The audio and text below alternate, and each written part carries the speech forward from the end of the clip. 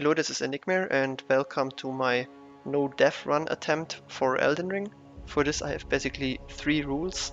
The first one is of course no deaths.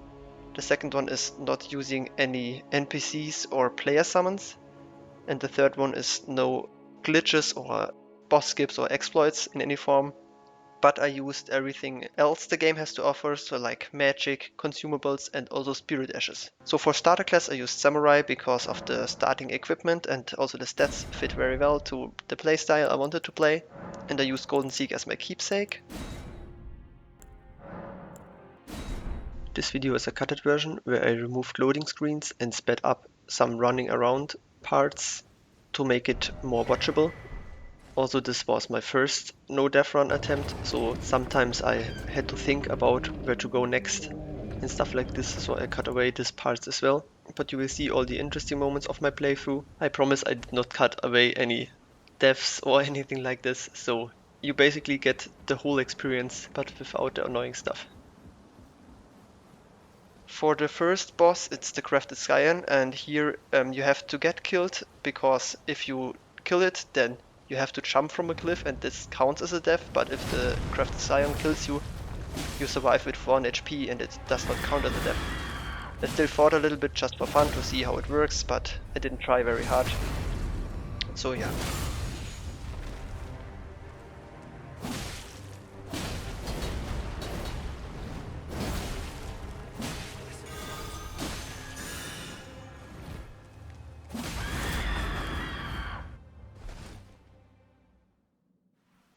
For the next part, it was basically just running to get Torrent and the Spirit Calling Bell as soon as possible.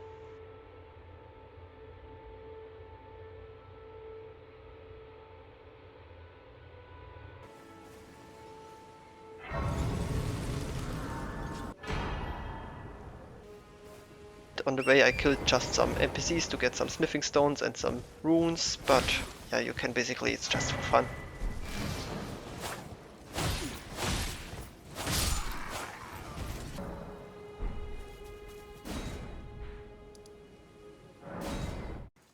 This way, tarnished. May I have a word? Then I bought some basic stuff. And afterwards I went to get a very necessary item. Which is of course the gold pickled fowl foot. Which I need to get more runes. I think everyone knows why I need this. But before getting the runes I was collecting some smithing stones. Especially the somber smithing stones are very important to get. So keep a look out for that. I want to collect 1 of each type of somber smithing stones, so 1 to 9 as fast as possible, because the main weapon I want to use needs somber smithing stones to be upgraded. Then I also went to get a flask of wondrous physic. Also sacred tears.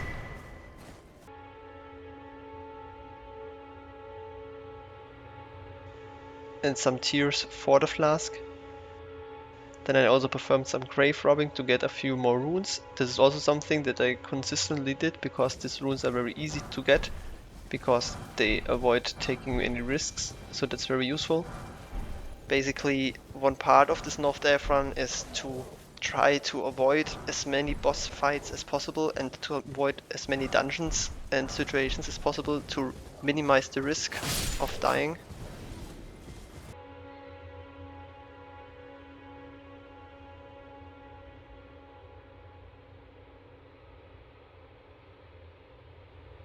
And I also got some golden seed to further upgrade my flasks.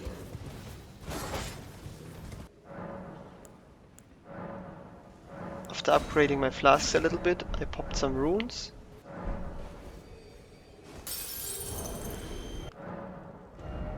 And then I bought some smithing stones and upgraded my weapon. After that I progressed further, collected some more golden seeds, also a stone key. After that I made my way to the east of the map, and at the grace at the bridge I did some leveling up. The main attribute I focused on was intelligence, because I need this for the weapon I want to get later. And after that I went over the bridge, collected some more materials, bought some more smithing stones, and then did some additional grave robbing. Collected the green turtle talisman because I think it's quite convenient to get here for some uses later, you will see. For this I used the stone key, did some more grave robbing, and then I made my way to Caelid. Caelid is one of the most important regions for my no-death run. There are several very important things to get here, but before I go more deeper into this, I went to the round table hold, upgraded my weapons further, did some more leveling, and then I went for the first item I need in Caelid,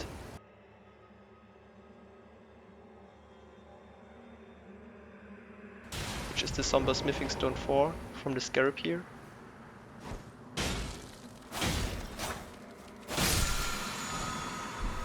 Then I did some more grave robbing and made my way to the Dragon Barrow. Here I did get 2 more Somber Smithing Stones, which were the Somber Smithing Stone 8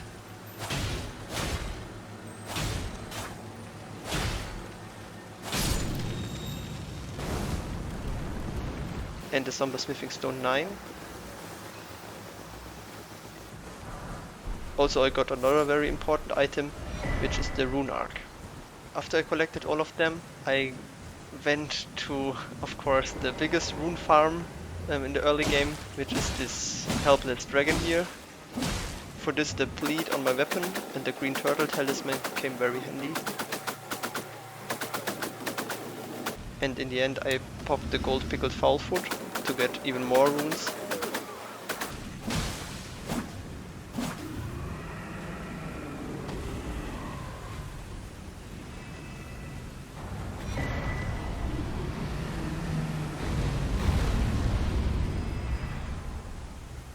And then I did some intense leveling.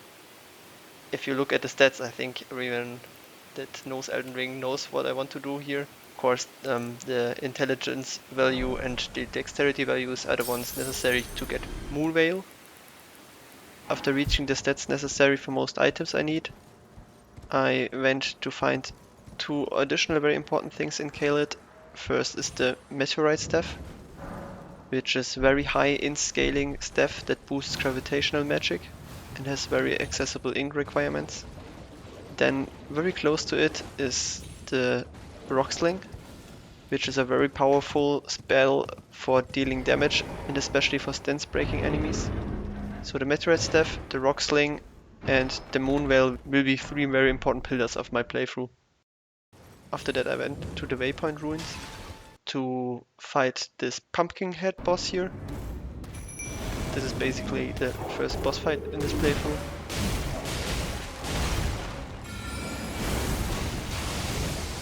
As I previously mentioned, this was my first no-death run attempt, so the gameplay here is a little bit rusty, I would say.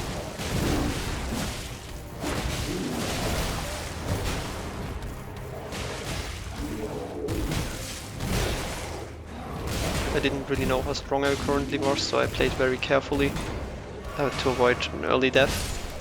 It's a little bit rough to watch.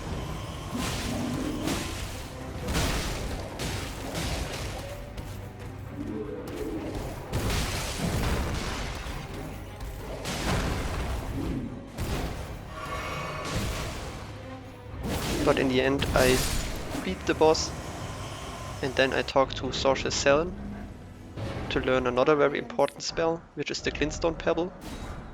This spell serves as a fast poke and is also very useful to safely finish off enemies. Then I made my way to the Weeping Peninsula. On the Weeping Peninsula there's a lot of leveling up items to get, like golden seeds, sacred tears and stuff like this. So yeah, I was just running around a little bit collecting all of them. And then I went to the Grays in the Tomsword Catacombs because I want to explore them later.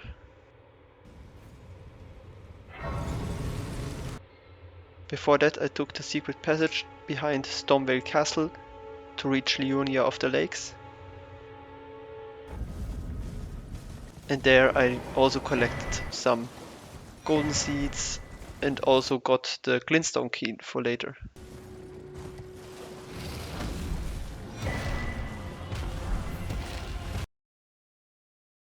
Then I went back to the round table hold because after resting at the grace in Liurnia of the Lakes, Roderica moves to the round table hold. Here I then went to the dialogue with Roderica and Hugh to unlock her as a spirit tuner. Then I leveled up my wolves, and also after that she leaves a golden seed in Limgrave, so I also picked that up. And with this we finally finished our overall preparations to do the first dungeon, which were the Tombsword Catacombs. I decided to keep the dungeons and boss fights mostly uncut, so that you can experience them as I played them, and I also won't tell you in which part of my attempt I died, if I died. And I will also reduce the commentary a little bit for the dungeons, so I will only talk if I think there is something interesting to add.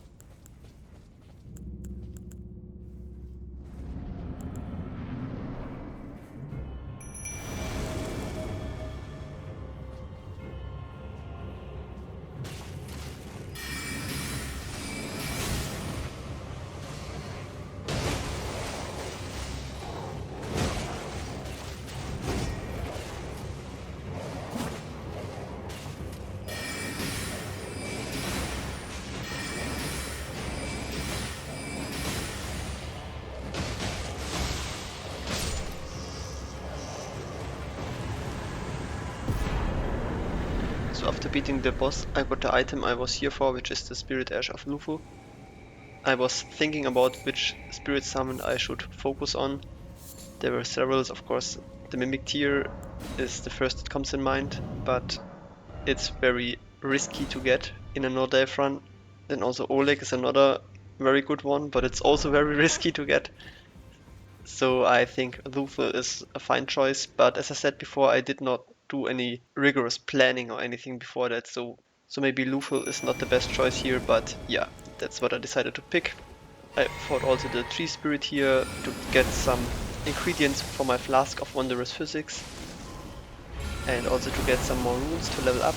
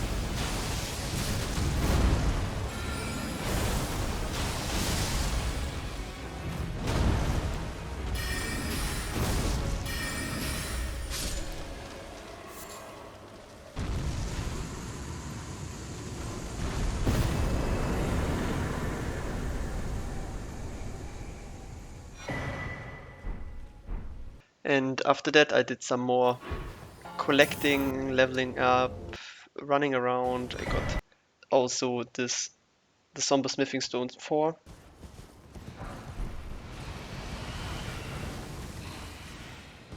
I also shot some balloons, which give the golden rune 6, so that's a lot of runes to get.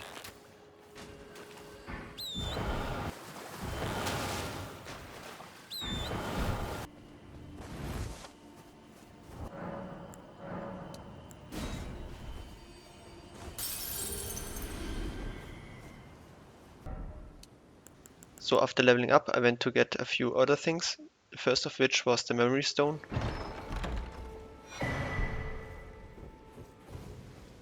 And then to level up Lufel further, I went into another dungeon, which were the Impaler's Catacombs.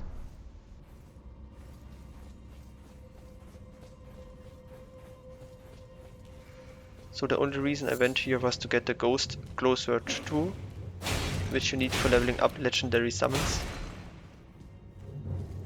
But looking back, this was not a very efficient way to do it. You can get all the early spirit leveling up materials much easier from the Siofra River. So it would be much more efficient to go there and take all of them, and also much less risky, but I never really played with spirit summons, so I had very little experience with it, and I only found out later that you can get them very easily at Siofra River.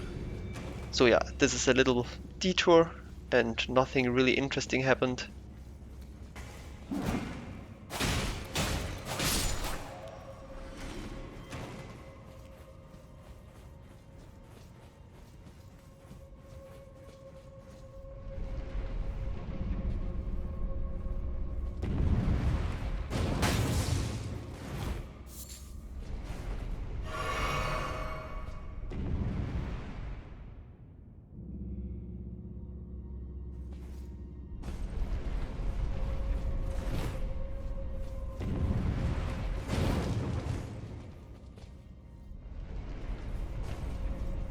I don't know this dungeon very well, so I did some mistakes here, but yeah, overall it still worked out and I could get the item I wanted and leave.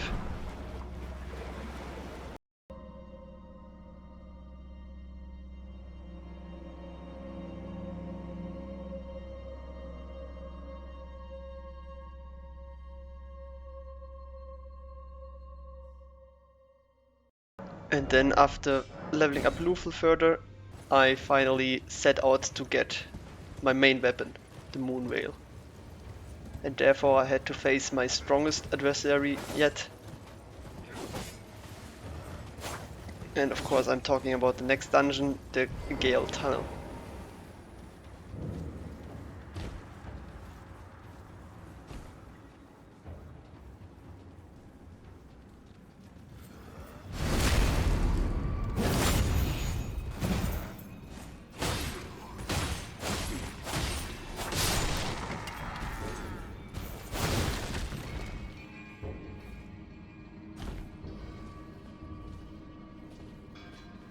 Also here in the beginning of the Gale Tunnel I got the Sombersmithing Stone 2.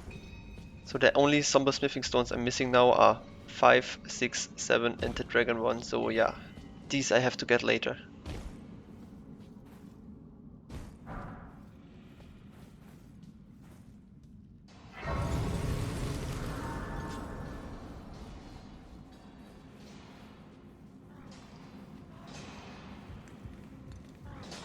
The Gale Tunnel is much more difficult than the other things I did until now, so clearing the dungeon was not a viable option here.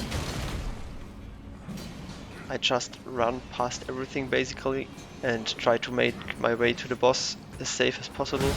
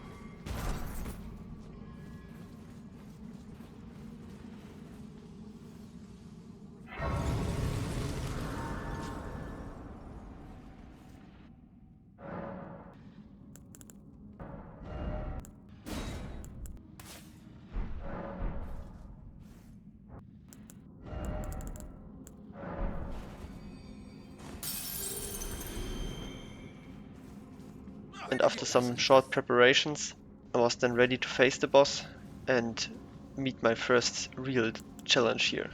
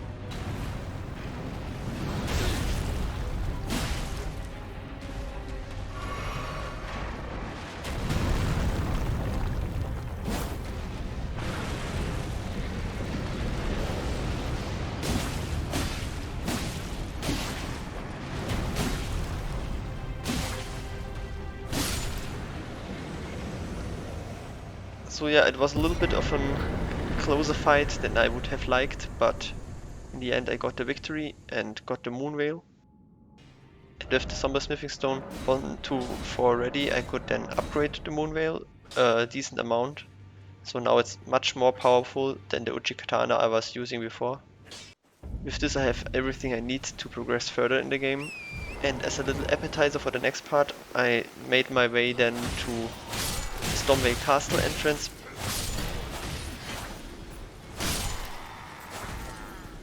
And yeah, I think all of you know which is the next boss that awaits me. And you will see how I matched up against him in the next part of this adventure. I hope you enjoyed it and have a nice day.